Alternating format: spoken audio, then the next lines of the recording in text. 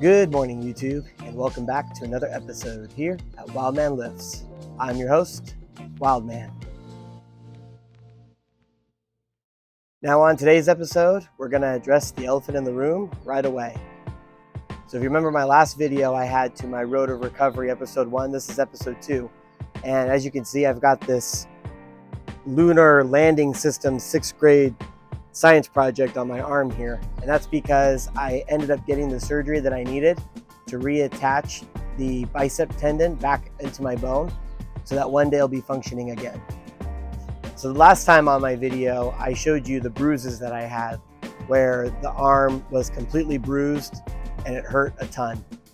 This time around, all that bruising has gone away. Because of the surgery, they're able to clear out all of that inflammation that was surrounding the wound, and then they were able to create a path to put the bone and reattach the tendon back to the bone.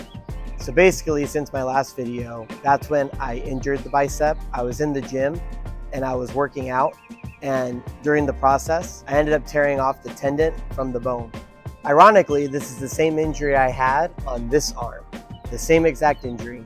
And that's just because when you're doing strongman movements, it's very bicep intensive. So when you're always using your bicep almost every single day, and then you get to a really heavy weight, your tendon just gets so fatigued at some point that it's gonna rupture. And if your hands are supinated like this a lot, then it's gonna put a lot of pressure on your distal bicep, which is this tendon right here. The long head of your bicep, which is up here, that usually pops off from the shoulder when you're trying to grab a stone or you're trying to grab something in a neutral grip. That seems to be too much pressure for this bicep. Now I had a choice when I went to the orthopedic surgeon's office, and the choice was, do I get surgery or do I not? Now the problem was they weren't really sure if it was still attached or not to the bone, because I was able to pass a lot of tests that would determine if there was no tendon holding that muscle in place and making it functional. But even though I was passing all the tests, they did an MRI on my arm, and they determined that it was completely gone. And I had already decided before that, even if it was partially ruptured, I didn't want to be doing my normal strength training one day and it fully ruptured and surprised me. So I just decided I would get the surgery. I'm young enough, I'm not quite dead yet, I'm not old yet, and I would be able to make a full recovery, because I made a full recovery with this arm. So on the day of the surgery, I was very nervous, of course, because you got to go under anesthesia. And when you wake up, you might wake up dead. Who knows? Anytime that a surgeon has to go under the knife with you, there's always a 10 to 15% chance that something could go wrong. And even though these doctors are skilled, the best in the nation and in the world, and they do it all the time, it's their job, something could still go wrong, and you have to account for that. But fortunately for me, everything went smooth in the surgery, and my bicep was reattached. I was originally placed with a very hard brace that I couldn't move, and it was comically big. I had to walk around with a sling, but I didn't really want to walk around, because I'm telling you right now, this is the most pain I've ever been in my entire life. When I had surgery on this bicep and it was reattached, I don't remember it being that painful. And maybe it's like pregnancy, where women don't remember what birth was like and they decide to have a second, third, or fourth child because they keep forgetting how terrible going through birth and labor pains are. But this arm, I experienced a ton of pain, and I don't know why. Typically, I'm pretty good with very mild pain medications such as Tylenol, and I wasn't allowed to take anything like ibuprofen or anything that would thin my blood, so Tylenol was pretty much my only choice, and to go higher within those ranks. And I just kept having to go back to my doctor and asking for more pain medication because I was in so much pain.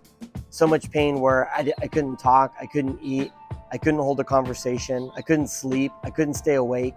It was like the worst thing in the world, and it didn't seem like it was ever going to end. But I'm grateful to say that it did end. And now I'm able to recover and go through the physical therapy process. So if you're facing a distal bicep tear like I did, just let you know I did on this arm and now on this arm. And it's kind of an easy surgery. I mean, I'd rather have this kind of surgery and aftercare comparatively to like a leg injury, right? Or a neck injury or a lower back injury where you are subject to bed and you can't move.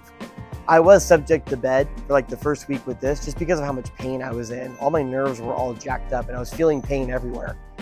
But once I got past it, I mean, now I'm able to stand up and I'm able to walk around with this hideous contraption on my arm.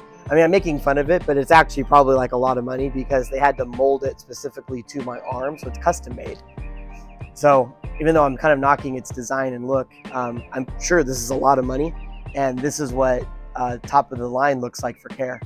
So if you're my age, like between 30 to 40 years old, I definitely recommend getting the surgery and getting it fixed if your orthopedic surgeon asks you if you have this injury, this specific injury. If you're older though, like 50, 60, 70 years old, and you're carrying a couch for a friend and your bicep pops off the bone from the distal part, which is where your elbow is, then you might need to talk to your ortho about the risk of possibly going through surgery and never getting your strength back, period. And then you went through surgery for nothing.